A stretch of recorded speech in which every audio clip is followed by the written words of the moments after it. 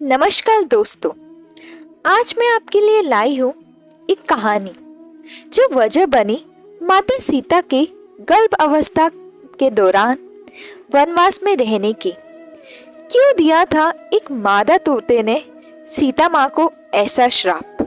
रामायण की कहानी में सिर्फ श्री राम से माता सीता का विवाह, वनवास और रावण से युद्ध की कहानी ही नहीं है।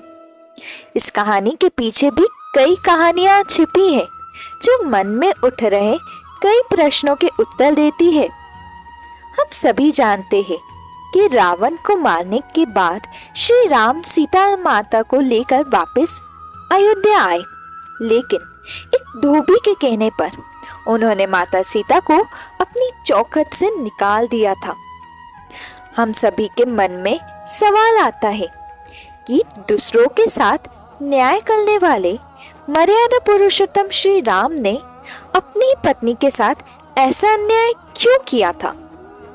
सीता माता के वन में अपने गर्भ अवस्था का समय व्यतीत करना पड़ा और फिर उनके दो पुत्र लव कुश हुए थे। महलों में राज करने वाली सीता माता ने 14 वर्ष के वनवास के बाद भी महल का सुख नहीं भोगा। इसके पीछे की कहानी है उनको मिला एक श्राप की। ये बात तब की है जब सीता माता अपनी बाल्य अवस्था में थी। एक दिन वो अपनी सहेलियों के साथ बगीचे में खेल रही थी। एक सहेली, सीता कहाँ छुपी हो सीता। सखियों, सीता तो कहीं भी नजर नहीं आ रही है। लगता है सीता किसी वृक्ष के पीछे छुपी है। सखियों से छुपते छुपाते खेल खेलते सीता माता की नजर एक तोते के जोड़े पर पड़ती है जो उसी वृक्ष पर बैठे थे जिस वृक्ष के पीछे सीता माता छुपी थी। दोनों तोते आपस में बात कर रहे थे जो सीता माता बड़े ही ध्यान से सुन रही थी। मादा तोते ने नर तोते से कहा, एक दिन इस संसार में राम नाम का एक बड़ा ही प्रतापी राजा होगा और उसका विवाह बहुत ही खूबसूरत राजकुमारी सीता से होगा। हाँ प्रिय, तुमने बिल्कुल सही कहा। राजकुमारी सीता कितनी भाग्यशाली है जो उन्हें राजा राम वर के रूप में मिलेंगे। सीता, ये दोनों तो मेरे ही विषय में वार्तालाप कर रहे हैं, मुझे इन्हें पकड़ना होगा। अपना नाम सुनते ही सीता ने दोनों तोते को पकड़ लिया और अपने साथ राजमहल में ले आई।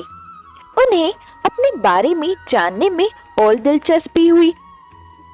मादा तोता, हमें छोड़ दो, हमें मत पकड़ो, हमें जाने दो। अरे डरो नहीं, मैंने तुम दोनों की बातें सुन ली थी।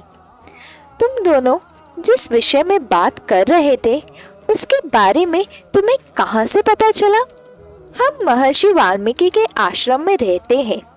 हमने वो सारी बातें महर्षि वाल्मीकि के मुख से सुनी थी जब वो अपने शिष्यों को यह बता रहे थे। तब हम वही थे, सीता। जिस राजा जनक की पुत्री सीता के बारे में तुम लोग बात कर रहे हो, मैं वही हूँ। मुझे राजा राम के बारे में और बातें जाननी है। तुम दोनों मेरे साथ राजमहल में रहो, मुझे इस बारे में और बातें बताना और तुम्हें वहाँ कोई भी सुख सुविधा की कमी नहीं होगी। राजकुमारी सीता की बातें सुनकर दोनों तोते घबरा गए।